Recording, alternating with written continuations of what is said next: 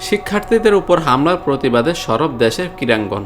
জাতীয় দলের অধিনায়ক নাজমুল হোসেন শান্ত, শরীফুল ইসলামরা ব্যথিত শিক্ষার্থীদের উপর হামলায়। তাহির হৃদয়, দিয়া সিদ্দিকী, নীলুফা ইয়াসমিনদের মতো ঢাকা বিশ্ববিদ্যালয়ের শিক্ষার্থীরাও সামাজিক যোগাযোগ মাধ্যমে সরব হয়েছেন।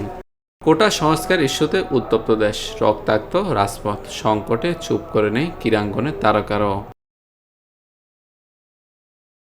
ছাত্রদের মার খেতে দেখে হৃদয়ে রক্তক্ষরণ, হৃদয় শান্ত, দিয়া সিদ্দিকী, মিতুল মারমাদের।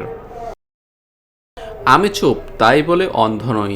নিজের ফেসবুক স্ট্যাটাসে এমন নীরব প্রতিবাদ। অধিনায়ক নাজমুল হোসেন শান্ত নিজেকে শিক্ষার্থী হিসেবে পরিচয় দিয়েছেন শরীফুল ইসলাম। ছাত্রদের ওপর হামলার বিপক্ষে তার অবস্থান।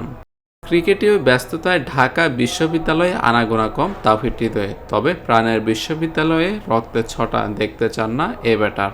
প্রতিবাদী ক্রীড়াঙ্গনের অন্য তারকারাও নিজের প্রোফাইল ছবিতে ঢাকা বিশ্ববিদ্যালয়ের রক্তাক্ত লোগো দিয়েছেন আরসান, দিয়া সিদ্দিকী। অসংখ্য ছবি শেয়ার করে শিক্ষার্থীদের উপর হামলা বন্ধের দাবি জানিয়েছেন। Desk report, TVC news.